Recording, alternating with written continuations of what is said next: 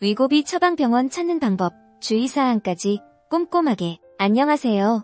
건강에 대한 모든 정보를 이야기하는 정보노트입니다. 오늘은 요즘 정말 핫한 비만 치료제, 바로 위고비에 대해 알아볼게요. 위고비 어디서 처방받을 수 있는지, 또 처방받기 전에 꼭 알아야 할 주의사항까지 꼼꼼하게 알려드릴게요. 혹시 위고비에 관심 있으셨다면 끝까지 시청해주세요. 특히 5분 이후에 나오는 정보는 정말 중요하니 놓치지 마세요.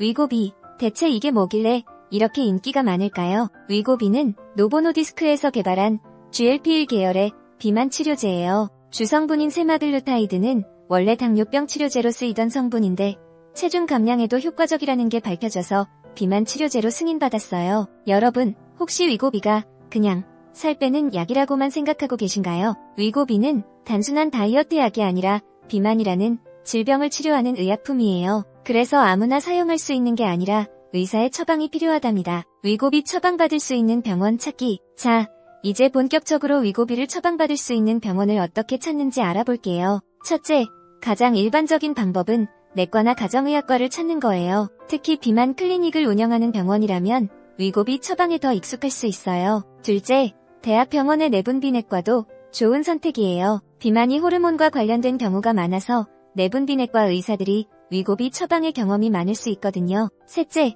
요즘은 비만 전문 클리닉이 많이 생겼어요. 이런 곳들은 위고비 같은 비만 치료제에 대한 전문성이 높고 체계적인 관리 프로그램을 함께 제공하는 경우가 많답니다. 병원에 가기 전에 미리 전화해서 위고비 처방이 가능한지 확인하는 게 좋아요. 아직 모든 병원에서 위고비를 취급하는 건 아니거든요. 또 건강보험 적용 여부도 미리 물어보면 진료비 예상에 도움이 될 거예요. 예전에는 위고비를 비대면으로도 처방을 받았었는데요. 무분별하게 처방을 받다 보니 부작용도 많이 생겨서 이제는 꼭 병원을 가서 처방을 받아야 위고비를 살 수 있어요. 위고비 처방은 아무에게나 해줄까요?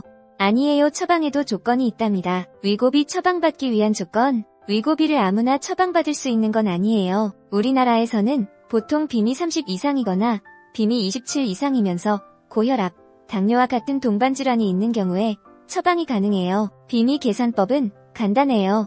체중을 키의 제곱으로 나누면 돼요. 예를 들어 키가 165cm이고 체중이 80kg인 분의 BMI는 8029.4예요. 또한 위고비는 18세 미만 청소년이나 임산부, 수유 중인 여성에게는 권장되지 않아요. 처방 전 준비사항. 병원에 가기 전에 준비할 것들이 있어요. 먼저 최근 건강검진 결과가 있다면 챙겨가세요. 없다면 병원에서 기본적인 혈액검사를 받게 될 수도 있어요. 또한 본인의 건강 상태와 복용 중인 약물 목록을 미리 정리해두세요. 특히 위장관 질환이나 갑상선 관련 질환 여부는 꼭 의사에게 알려야 해요. 그리고 건강보험증도 꼭 챙기세요. 예전에는 병원을 갈 때 접수처에서 이름이랑 주민번호를 이야기하면 접수가 되었지만 지금은 건강보험증이나 주민등록증, 운전면허증이 있어야 건강보험 혜택을 받을 수 있어요. 특히 처음 가는 병원을 갈 때는 꼭 신분증을 챙겨가세요. 혹시나 신분증을 챙기지 못하셨다면 건강보험 앱에서 건강보험증을 발급받아서 사용할 수도 있어요. 미리미리 건강보험 앱을 깔아두는 것도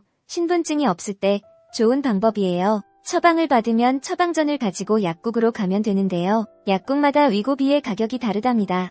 어떤 경우에는 20만원 이상 차이가 나는 곳도 있어요. 위고비 사용 시 주의사항. 위고비를 처방받았다면 이제 몇 가지 주의사항을 꼭 명심하세요. 첫째, 위고비는 작가주사 형태로 일주일에 한 번 투여해요. 처음에는 의사나 간호사의 지도하에 주사 방법을 배우게 될 거예요. 둘째, 가장 흔한 부작용은 메스꺼움, 구토, 설사, 변비 같은 위장관 증상이에요. 특히 처음 사용할 때 이런 증상이 나타날 수 있어요.